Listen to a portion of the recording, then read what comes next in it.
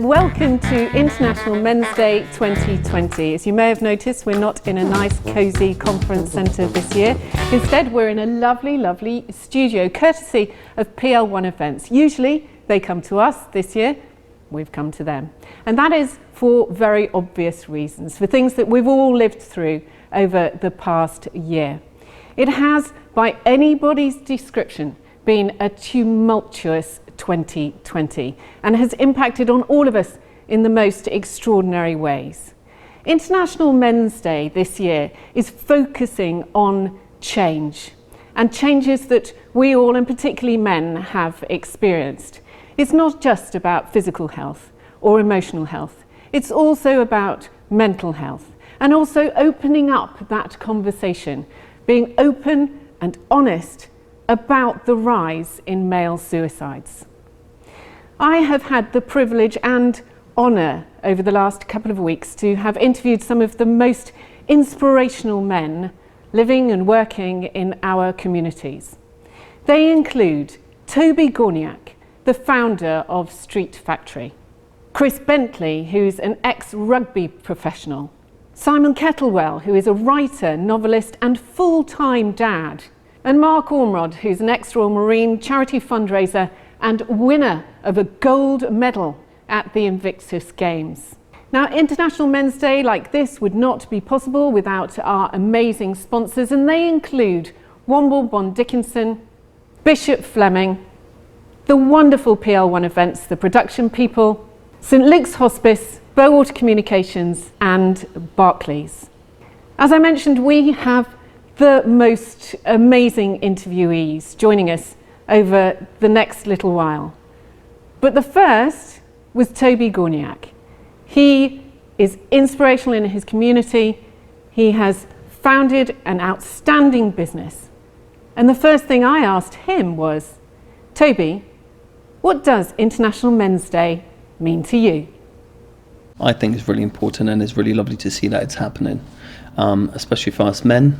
We don't talk much, we don't, how can I say, face things sometimes. We just kind of quietly get on with things and do what we can. In your experience, do you see that people are starting to talk a bit more about men's mental health? 100%. Because of this stuff, more conversations are happening at home, workplaces, schools, and that is really encouraging the whole conversation for everybody else. And why do you think that's important? I think that's really important because us men, or me particularly, it's really nice to have someone to talk to and to encourage me to actually have a conversation with somebody else. So that makes me think that you've had some experience of this yourself. Yes, definitely. Most of us as men will go through things, but we keep it quiet and we keep it to ourselves, and we just put a brave face on and carry on with the day. Why? I don't know. I think it's something that we were trained to do. Something that we were trained from a very young age, that a man got to be tough and you just got to get on with the day. How do you think that you can encourage other men not to do that? Because the ramifications of that, of just stuffing everything down, can be really very severe. I think it's really important to kind of share that message of communication for the next generation so it gets better. So our men, we would say, get stronger, not just physically, but mentally and emotionally. I think that's really important, to build that type of strength. Lots of men, they think they experience feelings of shame, don't they? They feel ashamed if they share the so-called softer emotions. Is that something that you can see among the people that you work with, or that you've experienced yourself? And what do you think people should do about that? I think there's a lot of the shame and the guilt and the kind of embarrassment of showing your softer side, your nicer side as a man. But I think that is what makes you strong. That is what makes you a really good, kind man. The word that always comes to my mind, a gentleman.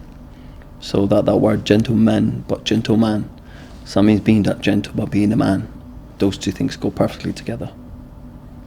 Toby, there is no doubt that within this city and and beyond, you are very much seen as a role model. So what does being a positive role model mean to you? I mean, it's quite hard because it's a really large thing to be called a role model, I think. But it's a lovely recognition to have from your community and from your peers. And I think a role model is something that you just got to be. And in my kind of side of the things, I don't talk much, I just do. So when I'm talking about kindness, I'm acting and being it. When I'm talking about being soft and gentle, I'm doing it. And I think that's the type of thing I'm thinking about role models. Just be it, and other people will be inspired by your actions. Being a man in 2020 is one of the biggest questions, I think, for all of us. Who am I? What am I? How am I? You know, I'm a father, I'm a friend, I'm a brother, I'm a cousin, I'm a neighbour, I'm a man in Plymouth. What do these things mean to me as a man? And I think that's something that lots of us are always searching for, to discover on how does that look, how does that feel? And I think because of these special days like this that we're talking about, it gives us more opportunity to actually look and listen and try to discover. And what have you discovered? I discovered so far that I think it's really important for us as men to be more open, to be more questioning, to be more inquisitive about what and how and who do we want to become. Don't let the past education, the past history, the past knowledge we had define us today. And it's about us learning today to discover who do we want to be in the future. And I know that for you, you felt that a great deal of strength was drawn from not just committing to your family and to your children and to your friends, but reaching out into the wider environment. Talk me through that. So I think myself, because of my upbringing, my community became really important to me, helping other people. Seeing people struggle kind of took me back where I was as a child, where I really struggled, came from a really tough background. And I felt if I had a big brother who was there and taught me and guided me, I would have got on so much faster, maybe better in life. But because I wasn't there, that's something I really struggled with. So I kind of took on the maybe role, took on the place, being a big brother, being the friend that's got that knowledge and is going to share it with you and guide you and support you for you to achieve. There is no perfect. Every man and woman in the world that are even doing the bestest things that you could look up to them and think, wow, every one of them's got a journey. Every one of them got a story of their life that they had to go through to get where they are today. And I think sometimes people forget that. All of us have to go through something in life, and that's what makes us who we are. And it's part of the journey. But I think for me, that when I was going through difficult points in times, one of the really, really lucky things I had, I've got my incredible wife who we sit and communicate. And I think one of my biggest things in my life, what I've learned from very, very young, is to communicate, is to talk. The biggest key to life is communication. Because most mess happens, miscommunication. So communicate and you'll feel better. So Toby, men traditionally don't really get involved in dance, but that's absolutely everything that you do. Why is that, and what can it give them? So at Street Factory, I think it's really important that what we do, especially being a male dancer, lots of men and boys that come into the place feel so much more comfortable seeing us dance, seeing us do the stuff we do, and suddenly it's like, wow, I could do it. Suddenly you're giving them an opportunity to be able to do it just because you're a male. And something that they can talk to you about. And most men that I know, most of my friends and everybody else, whenever I go out anywhere, people are like, I love to do it, just haven't got the courage to get out there. And I think that there just gives people an opportunity to even think about it when they see a male dance. And lots of times when I go out, people are like, go on, Tobes, show me a couple of moves. So we do a little two-step, do you know what I mean, when we're out and stuff. And everyone always just wants to join in because everyone truly wants to let go and be free and have a good time. But most of the time, because of the society, because of our upbringing, we kind of hold back. And I think in the future it's really important to encourage more and more people just to let go and be free and to enjoy life. Dance has always connected people so much with their emotions and so much with the whole community and the whole people that are watching and the whole expressive thing. It sets a lot of people free. And even if you're at home having a little boogie, a little two-step, it still always makes you happy. And I always say to people, a bit feeling like this, play some music and have a little dance. You're on your own, nobody else is watching, have a boogie.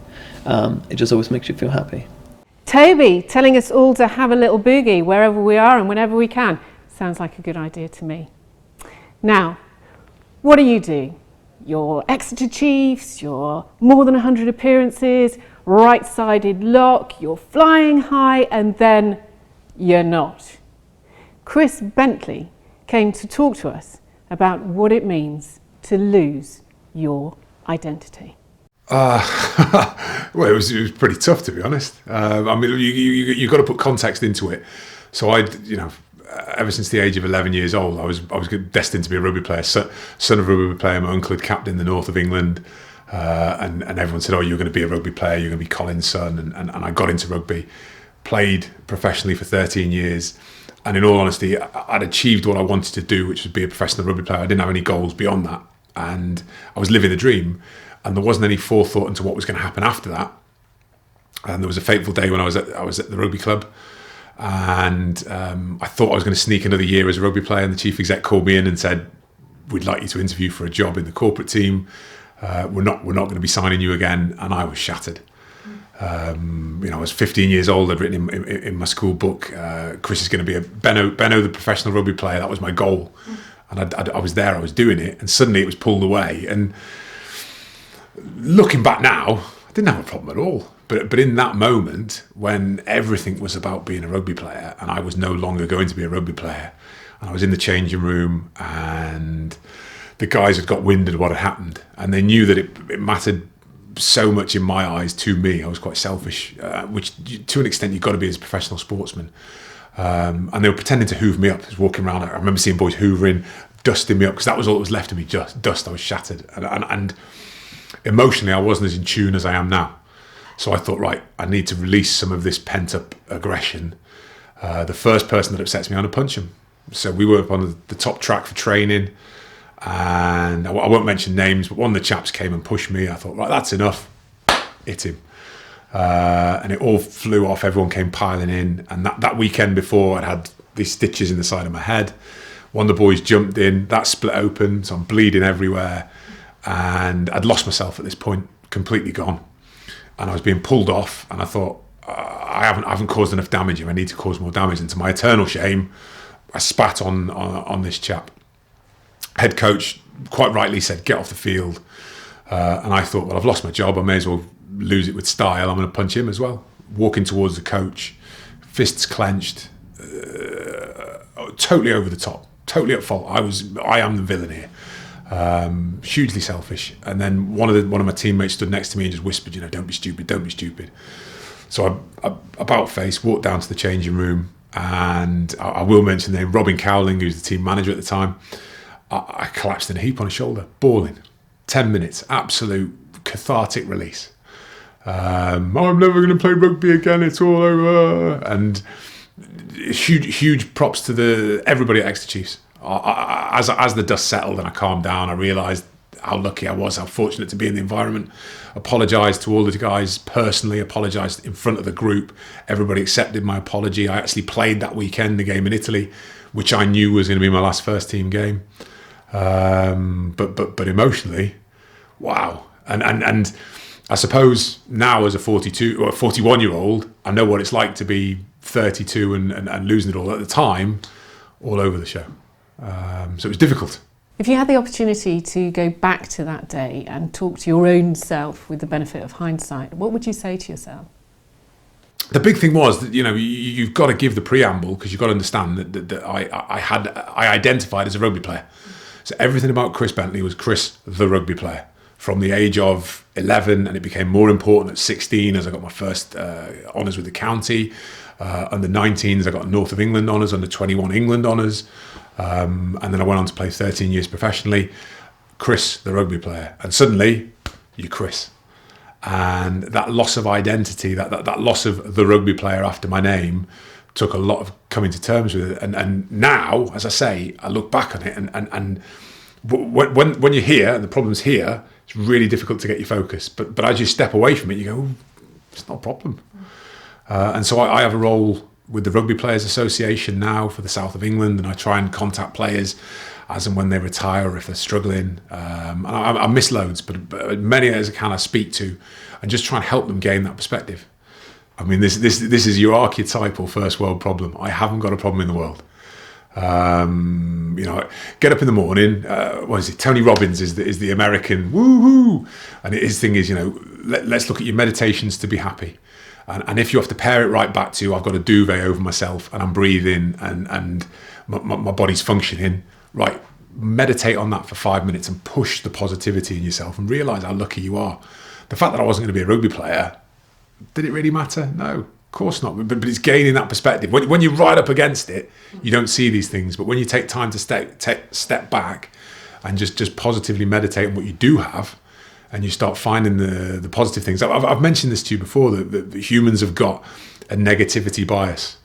And I think it was my pal Sam Carrington told me this, that evolutionary biology, we were on the savannah for hundreds of thousands of years. If we saw a friend get eaten by a saber-toothed tiger, right, stay away from the saber-toothed tiger, it's going to kill you. If you saw a mate eat some berries that they quite liked, well, that might be nice, I might try those. And we've evolved, this is a very layman's way of explaining it, but our lizard brain, the Paleolithic parts of our brain, we focus on the negative things very quickly because we don't want to get eaten by a saber-toothed tiger. We don't want these bad things to happen because they can be pretty serious. Now, as we've gone through time, that's less and less. But you look at the bias of the mainstream media, that we're looking for gossip, we're looking for negativity, we're not looking for positivity. So you've got to force positivity into yourself. And Vicky Barnes, who is the happiness professor based out of Exeter, she's amazing. She says, overcome this negativity bias. Neurons that fire together wire together. So push positivity at every opportunity you can. And you'll find yourself becoming a more positive, happy person. And it sounds twee. You look at Tony Robbins on a TV show, you think, what a divvy. He's bouncing around. Everyone throw your hands up, it's cool. Now that's a bit silly, that's a bit Americanized. But if you can start looking for positivity and find it, and if the meditations are really simple things, I'm alive, I'm breathing, isn't it great that I've got a choice of clothes to wear today? That's great. If you start looking at the higher levels, I'm loved and people love me, that's even better. And these are the things you've got to latch on. And repetition for emphasis. Keep telling yourself. And the neurons in your brain will start to fire that way. And then you'll be happier. And that's a better way to be. Get that perspective. If I'd have known now Rod Stewart, if only I knew now what I knew then. Know then what I knew now, I'd be in such a better place. Because I'd have conditioned myself not to have been so focused on some of the tangible things that didn't really matter. Like what? Well, I can bench press, how fast I can run, the status within the team that's achieved by the car you drive and the clothes you wear and things like that. It doesn't matter. It just does not matter. And the key thing, Steve Jobs, is when he had the terrible pancreatic cancer that killed him, and he says, what matters is the relationships with the people around you, not the stuff. And the more you can grasp that and realise it, the happier you're going to be. It's not. I'd much rather cry in a Range Rover than a Mini Metro, but ultimately, you're crying. Yeah, it doesn't really matter. Yeah. So we're all flawed and frail and vulnerable. Do you think that men find it more difficult to own up to those feelings than women do? What does be a man mean? What does be a man actually mean? Does it mean that I'm really struggling inside and I'm not going to share it with anyone? Or does it mean I'm having a tough day and a problem shared is a problem halved? I'll talk to a few people I know and just unlighten the load a bit. Just lighten the load. And that these narratives that we have around masculinity and being a man and what makes you rough and tough, actually, some of the toughest blokes are totally emotionally available because they don't. Everybody havers at times. We're all up or all down. Some people more so than others. I'm a very emotional human being. I'm really in tune with the fact that I'll have a good day, I'll have a bad day. But what I ensure is when I'm having a bad day, I share the load amongst my trusted group of peers, and they pick me up and dust me down. So a bad day is a bad day. Why did I have a breakdown? Everything was going perfectly well, but yeah, I had a mini snap, a break, and it spiraled me for 2 or 3 months, all because I just didn't have a little bit more perspective about my life. And if I can share this, if somebody hears this and goes, look, he's big old rig, and he's going, oh yeah, I got that a bit wrong. And now I'm happiest I've ever been. And that's a hand on heart thing, because I'm finding pleasure and happiness all the time. And I've got a real stoic view, limit my aspirations, my pleasures are maximised. I will take time to, it's catchphrases, but they've got to resonate with you. Take time to smell the roses, just one of my greatest pleasures is a slice of toast with salted butter. Has to be salted. Anyone that has butter without salting is a bit peculiar, but salted butter on a slice of toast, letting that melt in and then just savouring the taste. How good is that? And I'm finding my happiness there. I don't need my happiness from a high performance vehicle or from an expensive coat or from a timepiece that GQ magazine says I need. Just find happiness because it's a sensorial pleasure that I like. Epicureanism. Look it up. I'm a philosopher. I am a philosophy graduate. Look up Epicureanism. It's slightly on from hedonic.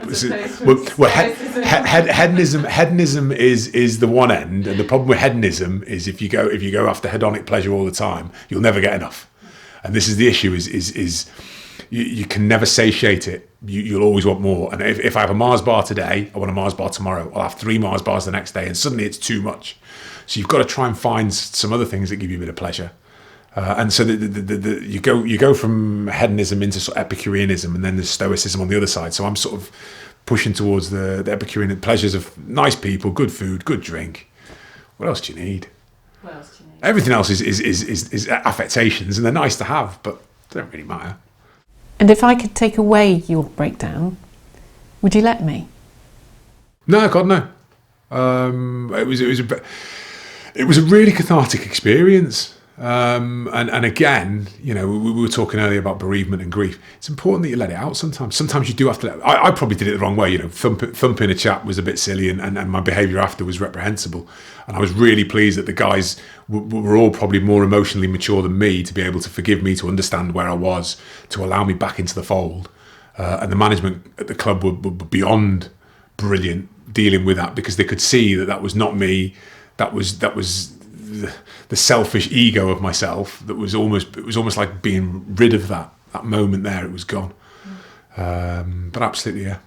A unique perspective from Chris there, and we are very, very lucky and grateful to him for sharing that with us.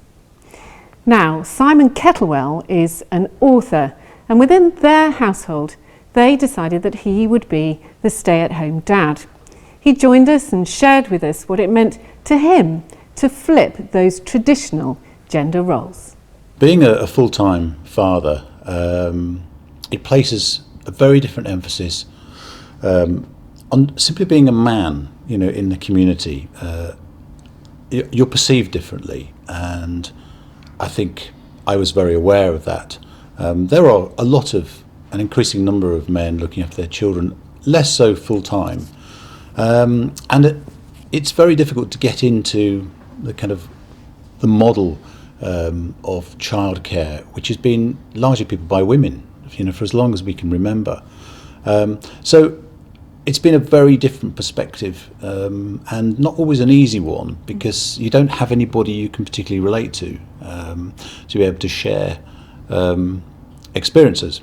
I think there is a real old-fashioned, archaic sense that men have got to be all right all the time, and certainly in my experience going to childcare, you do need people to talk to. I think women do it so much better. And when you're looking after children, you do find, and I certainly did, the need to express yourself in a way that men often don't. My children refer to me sometimes as the giant child, because you do have to get down to their level. And I think men aren't always good at letting go. You know, on the touchline of football, you see it, and there are moments. But I think to crack through that veneer, I think a lot of men see it as a bit of a weakness. I think there is this need, and again, I think I said earlier about, I think we are hardwired, and it's a real issue around equality. If we're hardwired to the point where it's the man that goes out to work, and the women who look after the children. And I find myself still feeling that, is that, you know, if we weren't so stuck in that default position, that a lot of the issues around equality, the pay gap, things like that, would be resolved. They would, because people would just be it wouldn't matter who looked after the children. But the isolation issue is that I think men, whether they're looking after children, whatever job they're doing, are less able to talk about it. And I think that's because they live in a more isolated world. You know, there can be lads down the pub and they'll chat about this, and I've had the opportunity of straddling both camps, so I can see the lads down the pub, but I also see how the women work together, and it's a need that they have to communicate. And I remember the first day that I was left with our eldest daughter, thinking that my relationship with her would be like a partnership. But it's really hard to have a relationship with somebody who thinks the hands on the end of their arms belong to somebody else, and they can't get the spoon anywhere, and they're trying to put their fingers in the plug sockets. You know, your job suddenly is very simply to keep them safe and alive and warm, and to try and then get anything from anybody else is really difficult. It's very hard for men particularly to reach out, is because I think they see it as a weakness, not as a need. And certainly when you're bringing up children, not only have you got to feed them, you're constantly feeding them both physically and you're feeding them positive things. But that takes something away from you. You know, if you're giving away something all the time, you do need to receive. And I don't think there are the support groups for men, or if there are, men wouldn't see themselves necessarily as accessing them. It's a bit like an alcoholic going to Alcoholics Anonymous. They wouldn't see themselves as an alcoholic unless somebody probably suggests, or we're here, you can come along. And the importance of making it more public, that actually it's okay not to feel okay, and that it isn't a weakness. And I think, you know, I certainly relate in my own situation of looking after children. At times I just felt that I had to cope with it. I know women feel the same way, but piled on top of that, being a man, I didn't feel that I could go and say to somebody, I can't do this. Well, you know, I'd never changed a nappy before. In fact, I'd never held a child before we had a child. You know, I wasn't even very good at looking after pets. So it was a real shock. And I wanted to, you know, to shout out and say, could somebody please give me a hand? And many, many times I felt that I was being ignored. And now, of course, that wasn't the case. I realised that everybody, and one of the things that really struck me was that a lot of the issues that relate to men also related to the women too. Hence the reason why you have International Women's Day.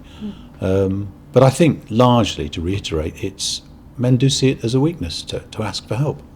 Having been in the childcare arena for a very long time, one of the things that I struggled with the most was this sense of a role. That actually, and I asked a number of women when I was writing the book about it, was do you see childcare as a proper job? And their response was very simply and unanimous: it's not a job, it's something that has to be done. And I remember thinking, I wish somebody had said that to me 15, 20 years ago, because it's absolutely right. You don't leave a child there needing to be looked after. And I think for men, the roles are changing. It's absolutely right that women should have an equal place in the workplace and equal salaries. It seems ridiculous now that that isn't the case in certain areas. But I think men struggle with the identity that somehow they're not the prime earner, that they maybe financially don't earn as much as the woman, and the role feels as if it's being eroded. Because women will come along, and of course they can. I've seen women do the most amazing things, and it shocks me really that women, you know, are discriminated in the way they are because they're strong, they're resourceful, they're tenacious, and I've seen that really largely them looking after children and bringing up amazing people. But I think the issue of a role, that men aren't able to go anywhere with their concerns, and it's becoming eroded, and of course it's eroding who they are. It's the badge, you know, the accolades you get with the job. There's huge issues around redundancies, particularly at the moment, and I think men don't know where to go. What would be, drawing on your own personal experience, what would be your best advice to anybody watching this if they were feeling as you describe? Talk to somebody, and I think a lot of men feel probably, and I would have felt the same, is if you talk to somebody, going back to the issue of weakness, that if you share a secret, that somehow it's a crack in your veneer, but you have to let somebody in through that crack. And I have found over the years the sort of people that I would never have expected, who have held out a hand and said, and they're still friends today, and many of them women, and I've said, well, you know, yes, sometimes understanding that other people are going through the same things, and for men is to talk to somebody and take a risk.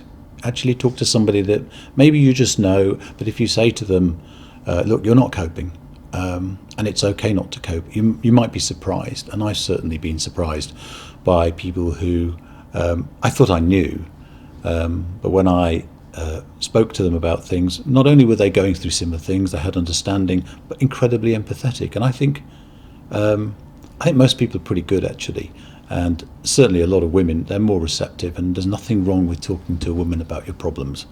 And I do know that, you know, having spent a huge amount of time around women, they have so much to offer, really. The only thing I would add was about bringing children up and trying to inspire them, to help them become better versions of the little people they are. And I think you have to be quite selfless about that. But it is also draining, because when you see them, your job is to help them to leave. And that's, I wasn't prepared for that. I always thought that they would be within my domain, and slowly but surely you relinquish the control and you give it to them. You know, it's like teaching somebody to fly a plane, and finally you hand the controls over. And for a while they're flying the plane that you're sitting in, which can be a bit hairy. But it's also, for any men thinking of looking after their kids, one of the most exhilarating things, and it's a privilege. And I really think it's important to say that. I might not have said it 10 years ago, but looking back, and I think we probably live our lives, the highs retrospectively, we look back and think, yeah, that was really hard at the time, but looking back, they're good things, and good parenting and inspiring people and caring for one another produces a better society in the end of the day. Now, our next guest today is, without a doubt, a very, very inspirational man. He's an ex-Royal Marine. He has fought in Afghanistan, where he lost 3 limbs, but fought back from that to become a gold medal winning Invictus Games athlete. He's courageous, it's brave, but Mark Ormrod still has such vulnerability that when we suggested to him that he might be a positive role model, he came over a little bit squirmy. Well, first of all, that's very kind. I appreciate you saying that. It's humbling, if I'm honest, to be thought of and looked at as a positive male role model, you know, because I just live my life the best way that I know how, and the best way that I can, and I always try and live it to the fullest. And I guess that radiates outside, you know, and people see that, and, you know, that's probably the reason why they look at me the way they do. Just Mark from Plymouth, that's it. Just, like I said, someone living their life the best they can, getting the most out of it, having been somebody who has nearly lost their life. So that's part of being the role model, isn't it? You've had these almost unimaginable experiences, and you must have come through some very almost unbelievably dark times, and what people are drawn to, I suspect, with you is how you managed to do that, where you got not just the physical strength but the mental strength to go from what happened to you unexpectedly and unwarranted, and to be the man sitting here with us today without crumbling. Well, I think a massive part of that is the people around me and the support that I had along the way. You know, because of the prosthetics and, you know, the fact that you can see the injuries and you see me getting on with my life, a lot of the time people think it's a one-man show, but it's definitely not. It comes from numerous people along the way that have been there to support me and help me and to get me where I am now. I don't know why, but I've always been very comfortable talking about my feelings and the way I am feeling, and when I'm low, and, you know, finding the right people to express that to. And I think part of that is because I know how much it helps and how much it helps me to feel better.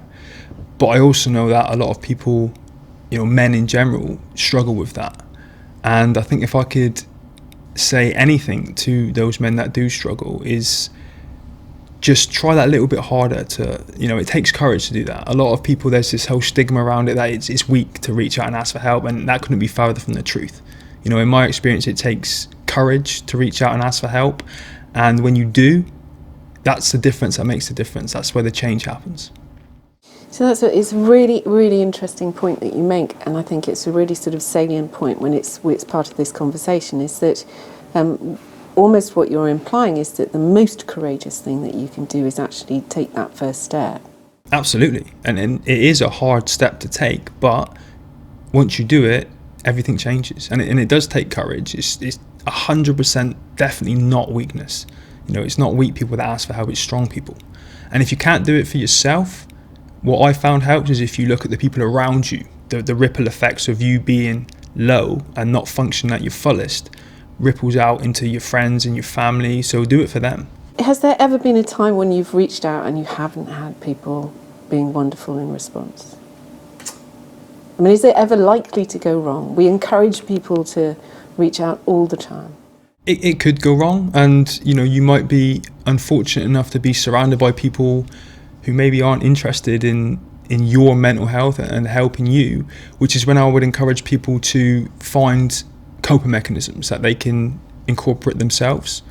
For me, the biggest coping mechanism that I have is training and working out, hitting the gym, hitting the weights, getting on the handbike, swimming, jiu-jitsu, whatever it is. That for me, I'm not an advocate for medication.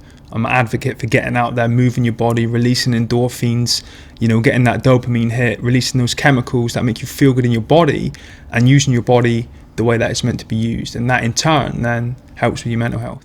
Did you always know that there was this amazing link between physical health and mental health? To a degree I knew, but it wasn't until I was going through this and I was hitting my lowest that was my therapy. The way I felt after just going and working out for even 15 minutes just dragged me out of the lowest of the lows and took me to the highest of the highs. Why do you think that we ought to be celebrating International Men's Day? Because I think the message that it sends is really important, and it's important for men all over the world to hear. Men do suffer as well, and there's this stigma that we have to just, the phrase, man up and get on with it and just keep going because we're men. And that's a very, very old-fashioned viewpoint. We suffer just as much as anyone else, and we need support as much as anyone else. And we need to spread that message and let men hear it. And, men, we need to lead the way, and be vulnerable and be open and tell people it's okay. So that's an amazing message. And it's one that you're giving now in 2020, and it's an incredible message to hear from a man who you've been broken in mind, body, spirit.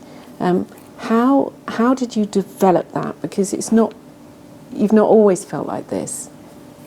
The broken times have led you to this. You've got an amazing positive mental attitude. Yeah, I think it's down to experiences. Going to the lowest of the low, reaching out, asking for help, and then realising how powerful and beneficial that is. That's what took me out of some of the lowest points in my life, and still to this day helps me, to stay at 100% and operate at the highest level that I'm capable of operating at. I think if I could travel back in time and talk to myself 10 years ago, I would let myself know that I'm a lot more capable than I give myself credit for, and I think all men are. I think we limit ourselves. I don't know why we do that, but with the right support and the right attitude and the right set of goals, you can go on to do whatever it is you want to do. If I could give advice to any man watching this across the globe, I would say that understanding that it's okay to feel down at times is crucial. We're allowed to do that, like anyone else is, and reaching out for help is the key when you're feeling at your lowest. So what Mark is saying is indeed what all of our guests today have been saying, which is that it is okay not to be okay. And quite frankly, after the year that we've had, who wouldn't be? There is great strength in vulnerability, and reaching out and asking for help will result in people who want to and know what they're doing, giving you the hand that you need. We've got some contact details and some numbers coming up at the end of the programme, but from me and everybody, all sponsors who helped to make this, thank you very much for joining us, for watching, and hopefully we will see you at our conference next year.